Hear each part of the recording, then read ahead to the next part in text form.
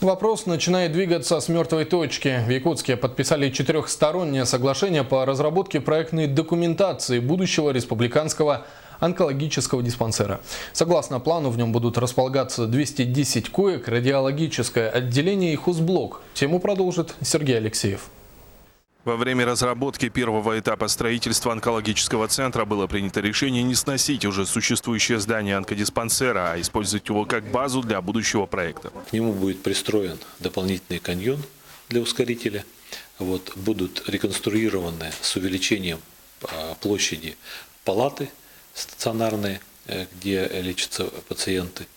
Подготовкой задания, которые передадут проектировщикам, занимаются московские специалисты.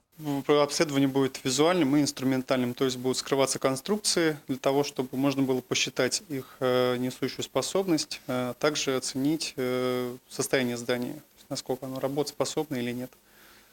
На сегодняшний день республиканский онкодиспансер в год обслуживает около 500 пациентов. Лечить злокачественные опухоли приезжают сюда со всех районов Якутии. После запланированного решения и ввода нового оборудования здесь ожидает увеличение притока больных в 1,5 раза. Нами приобретен линейный ускоритель Electa Synergy. В настоящее время произведен монтаж,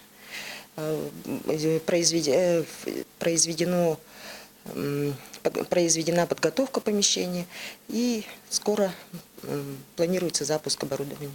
Каньон, окруженный железобетонным монолитом, имеет характерную V-образную форму. Это для защиты оператора от радиоизлучений. В самой узкой части стена равна 1 метру, в самой широкой 3 метра. И здесь, в самом центре этого каньона, как раз таки и находится линейный ускоритель. Этот современный аппарат – одно из самых последних достижений в области лучевой терапии. Начнет работать уже в первом квартале следующего года. А уже в сентябре появится проектно-сметная документация с государственной экспертизой.